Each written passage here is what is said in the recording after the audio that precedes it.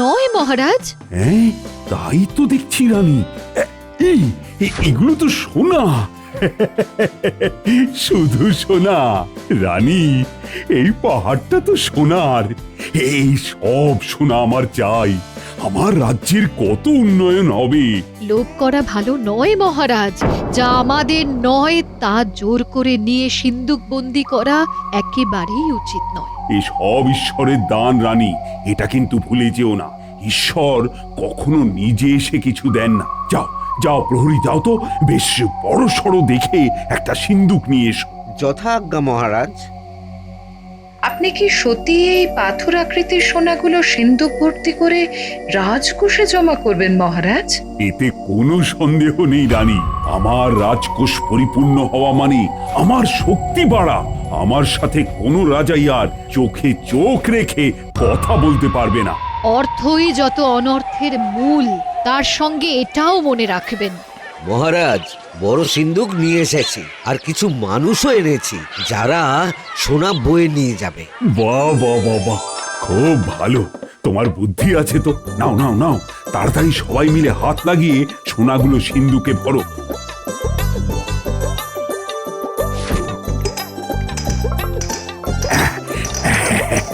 সব সব আমার। একবার সন্ধান যখন পেয়েছি, তখন এই পাহাড় আমার আমার। কত আমার আমার করবেন না মহারাজ, কিছুই আপনার নয়। কি কি হচ্ছে সব? পাহাড় কাঁপছে কেন? মহারাজ, মহারাজ, পাহাড়ে ধস নেমেছে। ওই দেখুন, পাথরের চাই কি দ্রুত আসছে। প্রকৃতির আক্রোশে পড়েছেন আপনি মহারাজ, আর কোথাও পালাবার জায়গা নেই। আমরা সবাই পাথরের আঘাতে চূর্ণ বিচূর্ণ হয়ে যাব। মহারাজ, এই দেখুন সোনার পাথরগুলোর আর কোনো জৌলস নেই। কোনো আর সোনা নেই মহারাজ। কি করে হলো? কি ইন্দ্রজাল নাকি নাকি কোনো জাদুকরের জাদুর ভেলকি? এগুলো সব ছিল মহারাজ আপনার দৃষ্টিভ্রম, দেখার ভুল। পাহাড় কাঁপছে, ভূমিকম্প। রানীমা, রানীমা সাবধান, পাহাড়ে ধস নামছে। সাবধান, একটা পাথর গড়িয়ে আসছে রানী। রানী রানী, এই তো তুমি কোথায়? এই তো আমি এখানে। উফ, উফ, কি হয়েছে মহারাজ? কি ভয়ঙ্কর এক স্বপ্ন। আমাকে একটু জল দাও। তেষ্টায় একদম গলাটা শুকিয়ে গেছে। দাসী, দাসী, দাসী, খুব তাড়াতাড়ি মহারাজের জন্য পানীয় জল নিয়ে এসো। যথাজ্ঞা রানীমা। আপনার কি হয়েছে? কি স্বপ্ন দেখেছেন? সোনার পাহাড়, সোনা তোমার উপর পড়ছে, তারপর সব কালো হয়ে গেল। ও কিছু নয় মহারাজ, চলুন এবার উঠতে হবে। উঠে পড়ুন মহারাজ, রাজসভায় যেতে হবে যে। কিছু দুর্ভাবনা করবেন না, কাল ভালো করে ঘুম হয়নি হয়তো। বলছো রানী কিছু হবে না? কিন্তু শুনেছি ভোরের স্বপ্ন নাকি সত্যি হয়। ওসব কথা একদম মনে স্থান দেবেন না মহারাজ।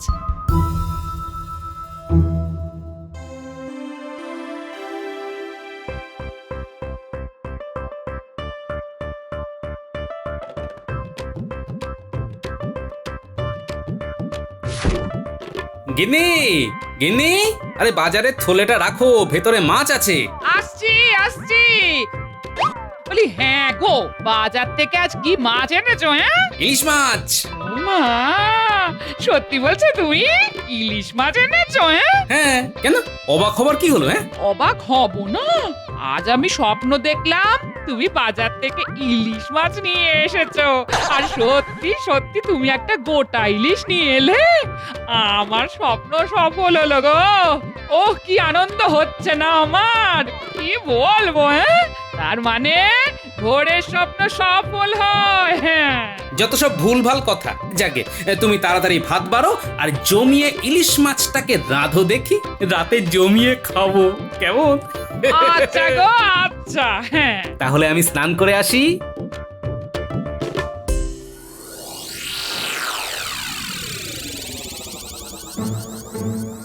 এ কি, মহারাজ এখনো রাজসভায় আসেননি? কি হলো মন্ত্রী মশাই? সেটা আমি কি করে জানবো বলো? তুমিও যেখানে আমিও সেখানে। সাবধান, আমাদের পরম প্রিয় মহারাজ রাজসভায় প্রবেশ করছেন।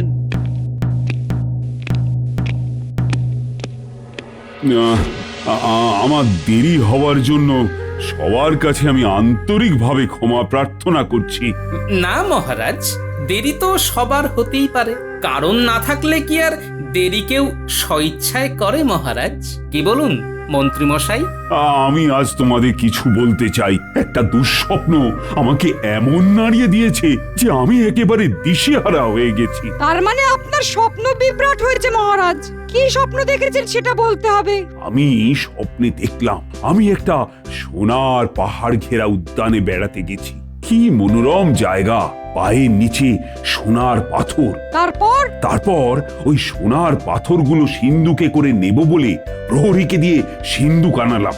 ভাবলাম রাজকোষ পূর্ণ হলে আমার রাজ্যে উন্নয়ন খুব ভালো করে করতে পারবো। কিন্তু কিন্তু কি মহারাজ? তারপর হঠাৎ দেখি যেগুলোকে সোনা ভেবে সিন্ধুকে ভরেছিলাম সেইগুলো আর সোনা নেই, সব পাথর হয়ে গেছে। তারপর প্রচন্ড জোরে পাহাড় কাঁপতে শুরু করলো, ধস নামলো, আর তারপর আমার ঘুমই ভেঙে গেল। সর্বনাশ! কিসের সর্বনাশ? মহারাজ, আপনার তো প্রচুর অর্থ নষ্ট হবে। এই সংকেতই তো আপনার স্বপ্নে জানান দিয়েছে। সে কি, অর্থ নষ্ট? প্রতিকার কিছু নেই? এই মহারাজকে ভয়ের টোপ দিয়ে লুটে নেবার ছক শুরু হয়ে গেল। আমাকে বিচার করার জন্য একটু সময় দিন মহারাজ। আমি কাল সকালে আপনাকে জানাবো প্রতিকারের উপায়টা কি। আমাকে এখন এই বিষয় নিয়ে বিস্তর পড়াশোনা করতে হবে। বিস্তর পড়াশোনা করতে হবে? তোমার কল আমি বুঝিনি ভেবেছো? মহারাজকে সরল সাদা পেয়ে ভেবেছো গোপালকে হাঁদা বানাবে? সেগুড়ে বালি রাজ্যতীষী। শোনো, আজ আর সবার কাজ কিছু হবে না। তোমরা সবাই যে যার মতো বাড়ি যাও। আমি একা একা ভাববো। আজকের মতো সবার কাজ শেষ।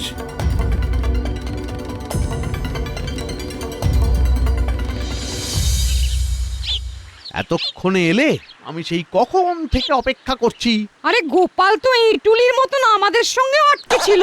খুব কায়দা করে ওকে ভড়কি দিয়ে আসতে হয়েছে। যাকে আমাদের কথাবার্তা শুরু হোক। আমরা কি এখানেই কথাবার্তা শুরু করব? মন্ত্রীমশাই, আপনার বাড়িতে গিয়ে আলোচনা করাটা আমাদের সবার পক্ষেই ভালো। নইলে গোপাল চীনে জোকের মতন আমাদের পিছনে পড়ে যাবে। তাহলে চলো আমার বাড়ি, ওখানে মুড়ি খেতে খেতে সব আলোচনা হবে। খুব আলোচনা চলছে। তোমাদের কথাতে তো কোনো আলোই নেই, সবটাই চোনা। কি জন্য তোমরা তিন মূর্তি এক হয়েছো আমার বুঝতে বাকি নেই। চলো চলো চলো, সবাই আমরা মন্ত্রীমশাইয়ের বাড়িতে যাই, চলো। আমি তোমাদের কাজ ছাড়া করছি না। মহারাজকে ভয় দেখিয়ে মহারাজের ঘাড় ভাঙা আমি বার করছি। তোমরা যাবে যেথায় সেথায় যাব, ফুলে ফুলে উড়ে মধু খাবো।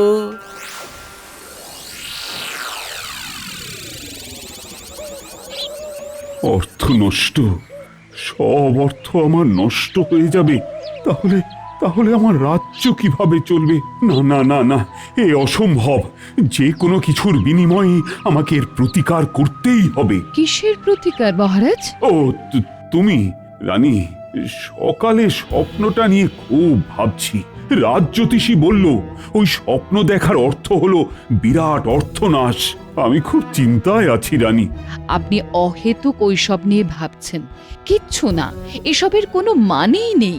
না রানী, মানে আছে আছে। ভোরের স্বপ্ন, আমার ক্ষতি হবেই। কাল দেখি রাজজ্যোতিষী কি প্রতিকারের বিধান দেয়। আপনি ভয় পাবেন না মহারাজ, আপনি রাজা। সবকিছু যুক্তি দিয়ে বুদ্ধি দিয়ে ভাববেন। মনে রাখবেন, আপনার দিকে তাকিয়ে আছে হাজার হাজার প্রজা। আচ্ছা মহারাজ, গোপালের কি মত? এই সম্পর্কে গোপাল আপনাকে কিছু জানায়নি? এই সম্পর্কে গোপাল আবার কি বলবি? স্বপ্ন নিয়ে কথা বলা কি চারটিখানি কথা? কত পড়াশুনো করতে হচ্ছে রাজজ্যোতিষীকে।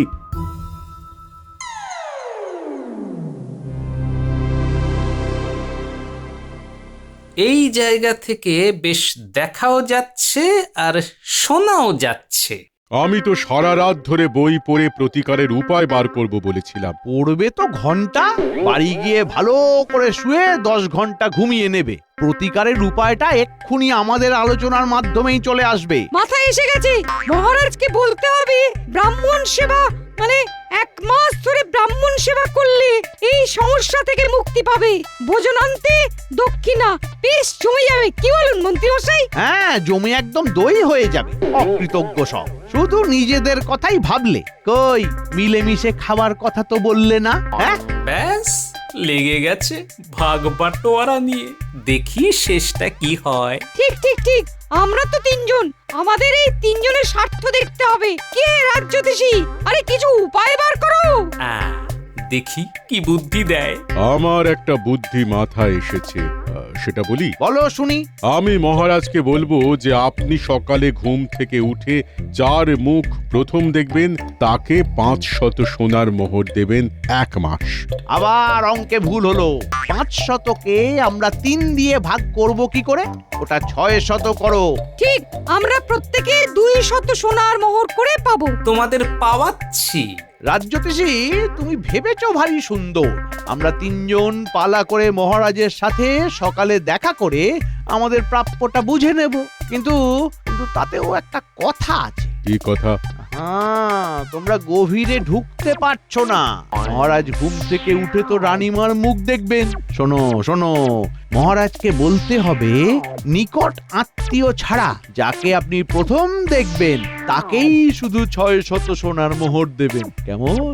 হ্যাঁ, বাহ, এই না হলে মন্ত্রী মশাই। আমরা পালা করে যাব, প্রথমে যাবেন মন্ত্রী মশাই। তাহলে ওই কথাই রইলো। কাল রাজসভাতে রাজ্যতীশী বলবে প্রতিকারের উপায়। তোমাদের প্রতিকারের উপায় বার করছি আমি এখন যাব মহারাজ আর রানীমার কাছে।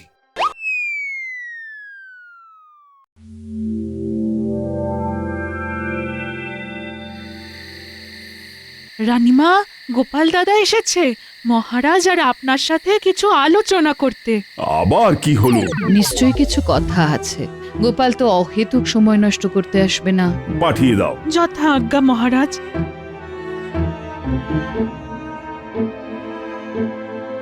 গোপাল নিশ্চয়ই কোনো ভালো খবর নিয়েই আসছে। আসতে পারি মহারাজ? হ্যাঁ হ্যাঁ, এসো গোপাল। বলো তুমি কি বলতে এসেছো?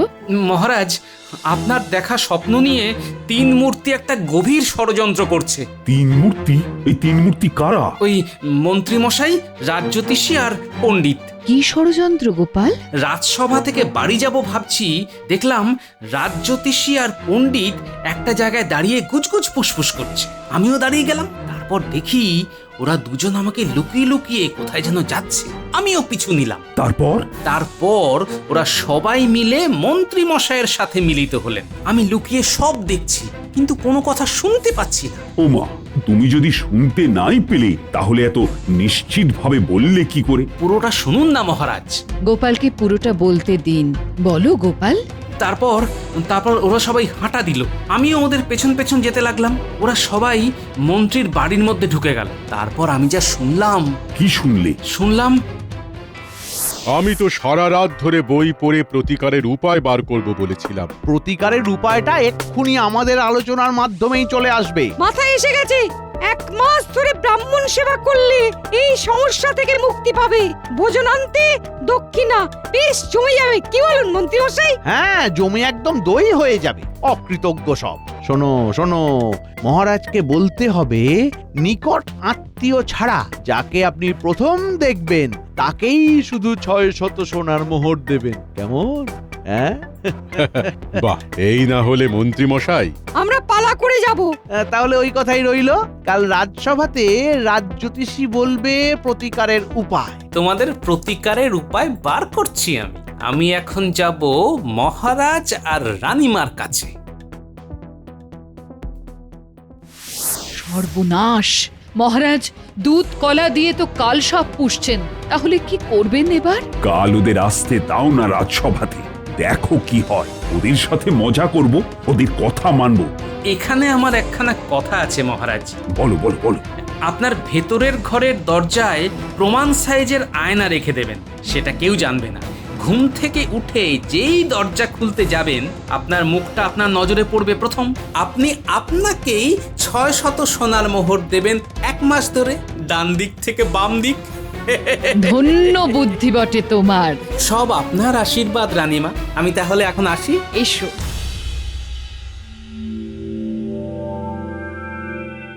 আহ, কি মধুর ইলিশের গন্ধ। গিন্নির রাধার হাতটা বড় খোলতাই হয়েছে। কেমন ইলিশ ইলিশ করছে আমার মন। কি গো, ইলিশের খুব তারে খুশি পার দেখছি, হচ্ছে হ্যাঁ? চার। কিছু ঘটেছে নাকি, হ্যাঁ? ঘটেছে মানে আজ 3 জনের ঘেঁটি ধরে ফেলেছি, মহারাজকে জানিয়েও দিয়েছি। বাবা, সেই 3 মূর্তিগুলো কে কে, হ্যাঁ? মন্ত্রীমশাই, পণ্ডিত আর রাজ্যোতিষী, এরাই সেই 3 মূর্তি। এরা কি করেছে এই একটু বলো না শুনি, হ্যাঁ? ও তোমাকে বলে কোনো লাভ নেই। ও, তুমি বলবে না তো? ঠিক আছে ঠিক আছে, তাহলে আমিও আজ খাবার দিতে পারবো না, হ্যাঁ? আরে আরে আরে কিন্নি চটে যাচ্ছ কেন? খাবার বারো, দুজনে মিলে খেতে খেতে সব বলবো। ও আচ্ছা, তুমি হাত পাগুলো ভালোভাবে ধুয়ে এসো, হ্যাঁ?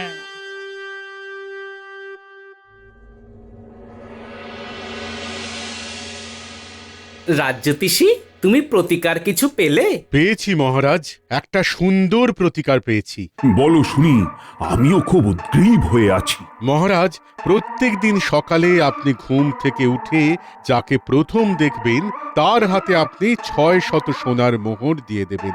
এমনি ভাবে 1 মাস দেবেন, তাহলেই আপনার স্বপ্ন দোষ কেটে যাবে মহারাজ। মহারাজ, ভালোই হলো, 600 সোনার মোহর আপনার কাছেই থেকে যাবে। কি করে? বারে, প্রতিদিন সকালে ঘুম থেকে উঠে মহারাজ তো রানীমার মুখই দেখবেন। না না না, আত্মীয় পরিজনদের মুখ দেখলে হবে না। তবে কি অপরিচিত ব্যক্তির মুখ দেখতে হবে? না না না, পরিচিত অপরিচিত মিলিয়ে দেখলেই হবে। ব্যাস, তাহলে মহারাজ সব সমস্যার সমাধান হয়ে যাবে এই মাসেই। উফ, 1 মাস ধরে 200 সোনার মোহর, ভাবা যায় না। আচ্ছা মহারাজ, মন্ত্রীমশাইয়ের মুখটা কেন হাসি হাসি হয়ে উঠল? কি মন্ত্রীমশাই, আপনি 600 সোনার মোহরের জন্য ভোর রাত থেকে মহারাজের ঘরের চারপাশে ঘুরবেন নাকি? কি বললে গোপাল? আহা, রেগে যাও কেন, শান্ত হও। সব তো মিটেই গেল, এবার দেখাই যাক না কার কার ভাগ্যে 600 মোহর নাচছে।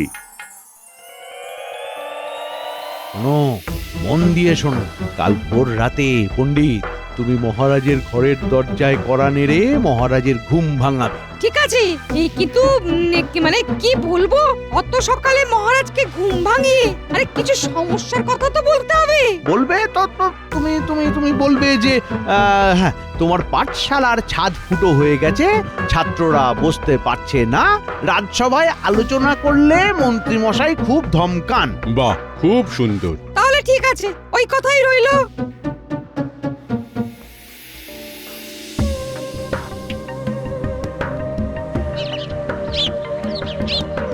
পণ্ডিত, এগিয়ে যাও, আমরা এর বেশি যাব না। ঠিক আছে। পণ্ডিত মশাই, এত সকালে? মহারাজ সকাল সকাল ডেকেছেন, জরুরি দরকার আছে। আমি না গেলে অনর্থ হয়ে যাবে। পথ ছাড়ো। ঠিক আছে, যান।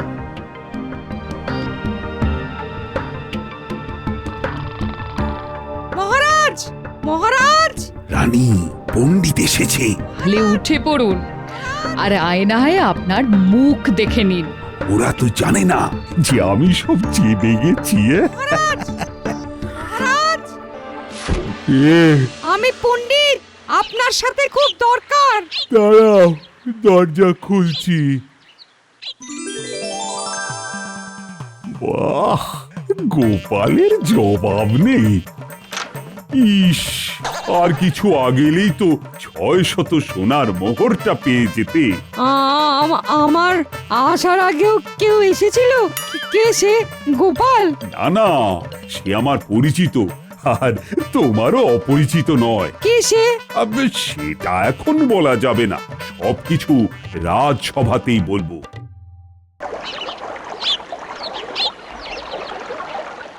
রাজস্বপ্ন যে এত জটিল সেটা আগে বুঝিনি মন্ত্রী। ভাগ্যিস স্বপ্নটা দেখেছিলাম, তাই কিছু মানুষকে ভালো চিনে নিলাম। মহারাজের গলাটা কেমন যেন লাগছে। পণ্ডিত, তুমি জিজ্ঞেস করলে না কার মুখ দেখে আমি ঘুম থেকে উঠেছি? আমি আমার মুখ দেখেই ঘুম থেকে উঠেছি, তাই 600 সোনার মোহর আমি নিজেকেই দিলাম। আপনি এইসব ঘটনাগুলো জানলেন কি করে? কি করে আর জানলাম? আমার আছে গোপাল, আর গোপাল আছে বলেই এ যাত্রায় পুরল না কপাল। গোপালের কথা মতো আমার ঘরের দরজায় পেল্লাই পেল্লাই আয়না লাগিয়ে দিলাম, আর ঘুম থেকে উঠে নিজের মুখ নিজেই দেখলাম। কি হে মন্ত্রী, 500 সোনার মোহরকে কি করে 3 ভাগ করা যায়? তাই 600 সোনার মোহরকে 3 জনের ভাগে 200 করে সোনার মোহর। মানে মহারাজ, মহারাজ খুব ভুল হয়ে গেছে, ক্ষমা ক্ষমা করে দিন মহারাজ। ক্ষমা? তুমি পণ্ডিত আর রাজজ্যোতিষী, তোমরা তোমাদের পেশাকে অপমান করেছো, ছোট করেছো। তোমাদের আমি আমার রাজ্য থেকে বহিষ্কার করলাম। প্রহরী, এক্ষুনি এদের উল্টো গাধায় চড়িয়ে মাথায় ঘোল ঢেলে বিদেয় কর। মহারাজ, গাধার উপর চড়াতে হবে না, এতে গাধাটার খুব কষ্ট হবে, ওরা সব পায়ে হেঁটে যাবে।